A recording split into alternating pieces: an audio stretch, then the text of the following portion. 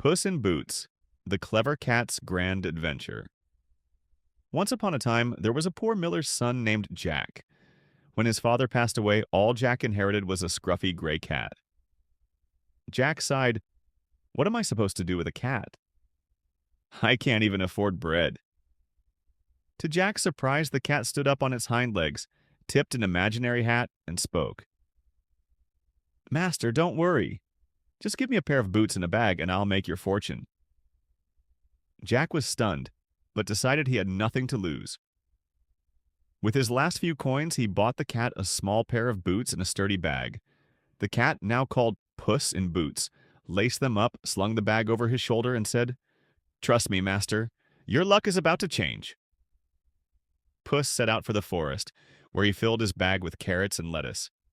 Then he lay in wait near a rabbit burrow.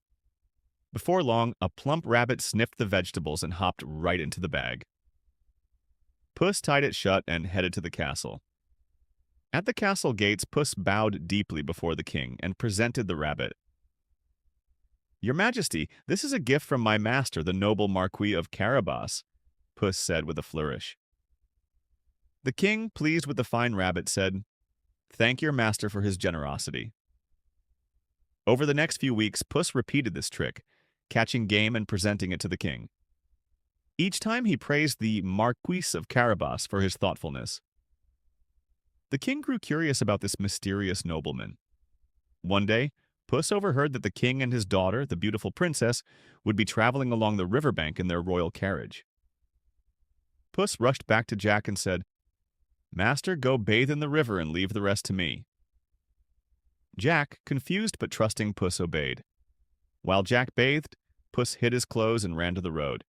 When the royal carriage approached, Puss waved his arms dramatically and cried, "Help! My master, the Marquis of Carabas, has been robbed while bathing." The king, recognizing Puss as the messenger of the wonderful gifts, immediately ordered his servants to fetch fine clothes for Jack.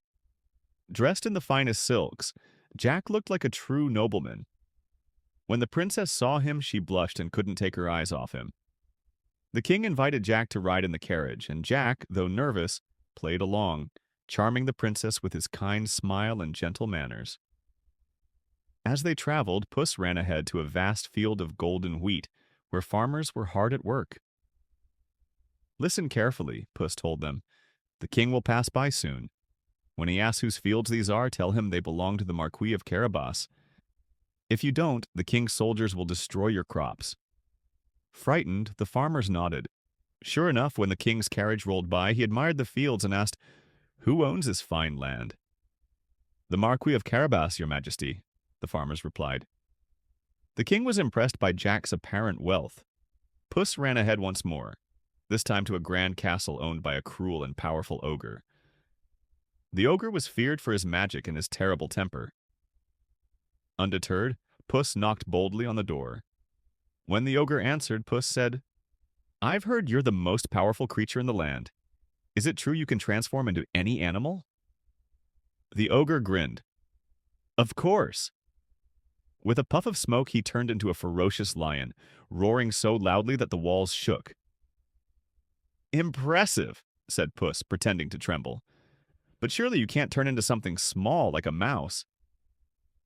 "Ha, watch this," the ogre boasted, shrinking down into a tiny mouse. Quick as lightning, Puss pounced on him and gobbled him up. With the ogre gone, Puss claimed the castle and all its riches for his master. When the king's carriage arrived at the castle, Puss stood proudly at the gates. "Welcome to the castle of the Marquis of Carabas," he declared. The king was astonished by the grandeur of the castle, and the princess was more smitten with Jack than ever. They feasted in the great hall, where Puss charmed everyone with his wit and cleverness. As the evening went on, the king said, "Marquis of Carabas, your wealth, kindness, and generosity have greatly impressed me. Will you marry my daughter and join our royal family?" Jack, overwhelmed but grateful, accepted. The princess beamed with joy, and Puss purred in satisfaction. Jack and the princess were married in a grand celebration. With Puss as their trusted advisor, they ruled the land wisely and kindly.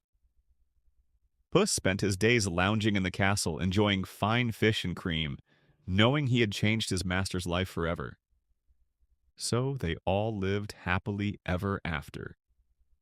And remember, just like Puss in Boots, clever thinking, kindness, and a little bit of courage can help us face life's challenges and turn impossible situations into great adventures.